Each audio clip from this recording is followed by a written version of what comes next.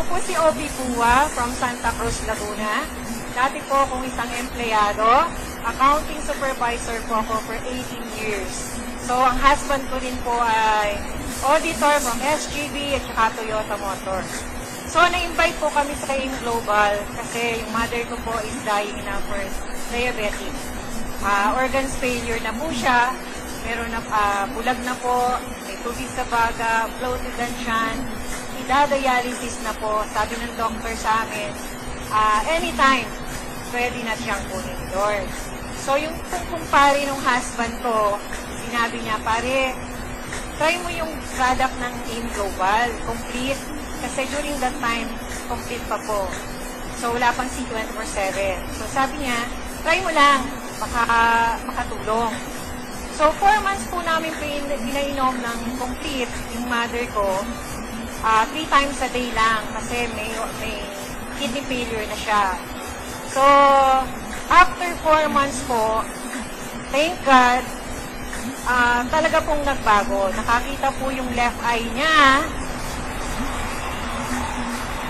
Kasi yung left eye niya po bulag na talaga. So, tapos, nawala po yung tubig niya sa baga. Tapos, talagang di na po siya na-dialysis. So, yung father ko rin po, meron siyang 7 cm na aneurysm sa main aorta niya. So, dapat po ibabypass siya. Ang sabi ng doctor, siguro alam po ng mga doctors dito, up to 3 to 4 cm lang ang pwedeng bypass. Kasi, hindi na po kaya ng 7 cm. So, sabi ng doctor, baka nasa operating room pa lang siya, bumigay na po siya. Sabi namin, wag na lang. Up to this time po, buhay pa rin ang father ko. Ang pinapay nung namin, complete. At saka, reduce. Yan. So, sabi ko, product pa lang. Kasi noon po, negative po ako sa ganito. Pero hindi sa product. Mga food supplement, okay po sa akin. Pero sa networking company, hindi po ako talaga believe. Sabi kong gano'n. Kasi talagang mula po nung gumraduate ako, ano na po ako, empleyado lang. So, tapos po, ako rin po, kaya hindi po ako makapag-resign. Kasi sabi nung husband ko, nung umaling ang mother ko po, baka mag-resign ka na. Gawin na natin ang AIM Global, in full time natin. Sabi ko, ayok. So, gusto ko, si Lord ang gumawa ng paraan. Bago kita naging asawa, pinag-pray kong magkatrabaho ako. So, una kong naging asawa, ang trabaho ko bago ikaw. Sabi ko ganon. So, sabi niya, sige lang, okay lang. Tapos ako rin po may myoma. Meron din akong polycystic ovaries. Hindi po ako nag-mens ng regular. Twice a year lang po ako mag-mens. Tapos may goiter din po ako. Payat na po ako at saka po luwa yung mata ko. Okay? So, mabilis po ako yung toxic goiter po. Hindi po ako every hour, dumudumi po ako. Kasi talagang lahat. Hindi po, walang vitamins na pumapasok sa katawan ko. Hindi po ako nakakalakad during the time na may goiter ako. So, nag-try din ako ng product. Complete din po ang ininom ko kasi wala pang C24/7 during the time. So, nakalakad po ako. Tapos, bumalik yung katawan ko. Talagang payat na po ako noon. So, lately lang, sa pamilya namin, yung husband ko, Mr. Mandy Pua, January 2011, na mild stroke po siya. So, half body, paralyzed. So, bakit po siya na-paralyzed? kasi over fatigue. Kasi punta siya Lawag, nag-network na po siya noon.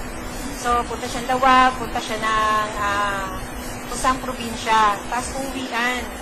Tapos sabi niya, iba no naman tayo empleyado kasi supervisor ako, manager siya, pero tipid pa rin kami.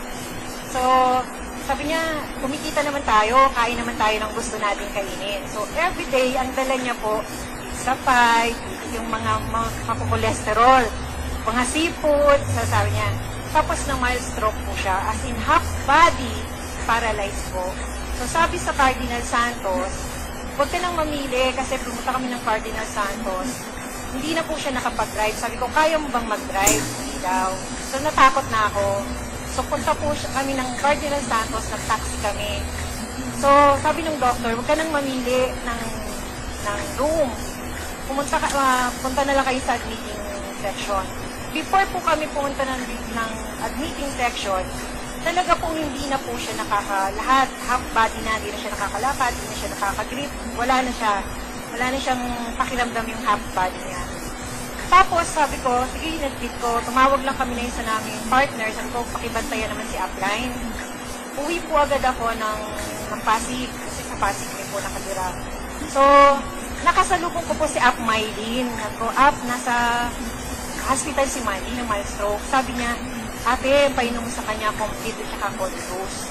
Talaga pong pinainom ko siya ng complete every 3 hours, 3 capsule, tsaka Colidose. Alam niyo po ba, talagang, sabi nga kasi lagi ko pong nakikita sa na-stroke, di ba nasa hospital na na-stroke pa ulit? So, kailangan po pala talaga mayroong pang-neutralize sa loob ng katawan. Meron tayong panglaban o pampalakas sa loob ng katawan natin. Kasi, bakit nasa hospital na, na-stroke pa rin sila, di ba? Sa awa po ni Lord, 2 days lang po kami, walang lumala sa kanya. Samantalang dapat nasa ICU siya. So, 2 days lang po, pinalabas kami ng doctor. Wala po talagang lumala sa kanya. Kaya sabi ko, thank you Lord. Thank you sa AIM Global. Thank you sa product ng AIM Global. At the same time po, talagang 2 months, nakapag-drive po ulit siya kasi hindi po siya nakakagrip ng any small items. Kahit po baso, wala po siya nakahawakan. So, during that time, talagang sabi ko, bago lang po yung kotse na binigay sa akin nung December 2010. Hindi po ako marunong mag-drive. So, sabi ko, dalawa yung kotse namin. Hindi naman po ako marunong mag-drive. Talaga po, isinasauli ko po sa Kia Motors, yung kotse na pangalawa, yung pula. So, ay, yung pangatlo. So, sabi ko, hindi ko kaya drive yun, tsaka hindi niya na kayang mag-drive ng dalawa. Sabi ko gano'n. Sinusoli ko po, pero thank God po. After 2 months po, talagang nakapag-drive uli po si Mandy. So, thank you Lord. Talaga pong So, advice ko po sa bago, after 3 years po, after 4 years na po kami sa AIM Global. Nakatatlong sasakyan na po kami. Yan. Tapos po talagang sabi ko, gagawin namin ng AIM Global para sa pamilya namin. Kasi sila yung reason, pareho po kaming panganay. So, wala po kaming ibang pinagkakakitaan kundi AIM Global ngayon. So, kung kayo po nagtutuda pa, AIM Global po talagang malaking tulong. So, ang pamilya po namin, mga magulang namin, yun ang reason kung bakit namin ginagawa ang AIM Global. So, dati po, nakikitulog lang ako sa upline ko, si upline Ana ng condominium, sa condominium niya. Ngayon po, meron na rin po kami sariling kondo, dito rin po sa Ortigas. Ayan. So, yun nga po.